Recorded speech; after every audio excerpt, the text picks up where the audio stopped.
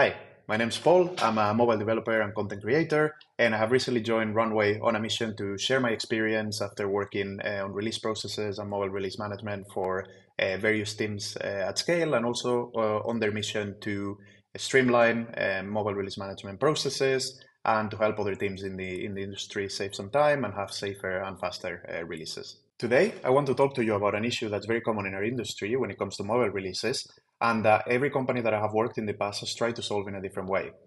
This issue is that the knowledge required to do a release and to run a release process and do release management is usually way too distributed, and there are a lot of tools that are involved in the process.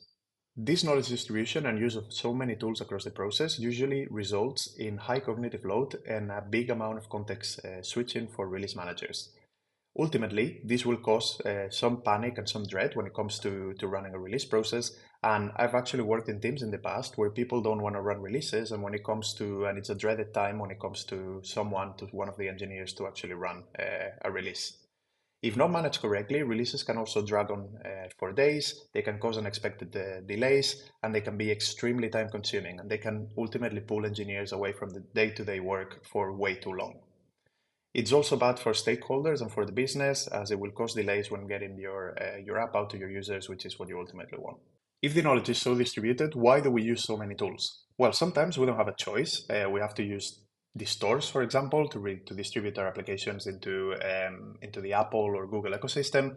And some other times there are tools that alleviate some of the complex tasks of a release process, such as build distribution or even collecting crashes and errors and observability metrics. These tools have been doing these kind of tasks for years. Some of them have even become industry standards, and it makes a lot of sense for us and for a lot of companies to use them rather than investing the time and effort into creating their own solutions for the topic.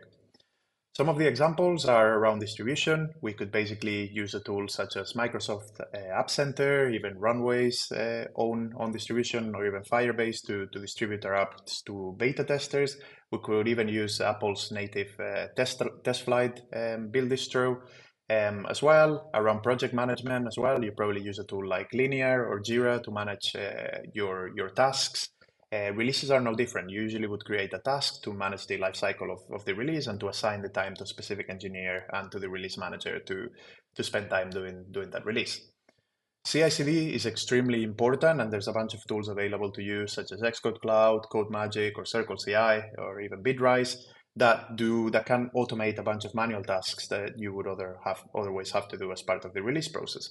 Some of these are things like version control, so kicking off a release by automatically creating a release branch. Whenever there's a push to a release branch, building, archiving, and testing the application automatically, and then distributing it to a build distribution service, and then sending Slack messages where needed as well. Stability, observability, and analytics, and also feature flagging are super important when it comes to once you have shipped your release to your users. You actually want to keep an eye on your key metrics, your errors, your crashes, and make sure that nothing's out of the ordinary and your metrics are continuing as they should within your release. If something was to happen and an issue was to occur during your release, it's very important to put risky features and to put certain functionality of your app behind feature flags. This is also part of a release process. If something was to go wrong, instead of shipping a new release and having to wait for the stores to actually approve that build, you can basically just turn the feature off and wait and have some leeway and some time to actually fix the issue without impacting your users too much.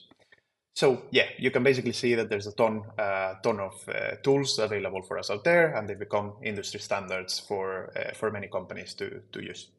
And for me, to achieve a more mature release process and better mobile release management is not to stop using these tools and not to stop using that many tools. They're probably the correct for the job that you've got at hand.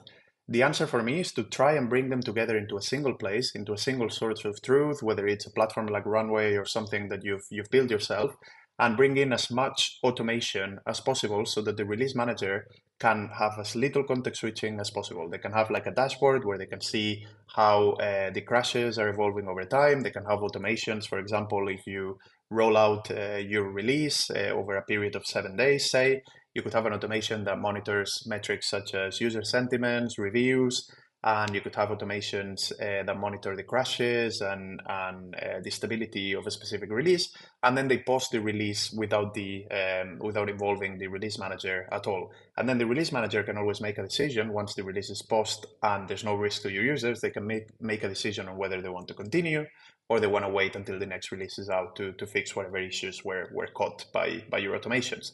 So for me, that's the most important, and that's the way you should look at your releases, rather than just having your release manager take an active look and being taking a look and signing into all of these services and tools.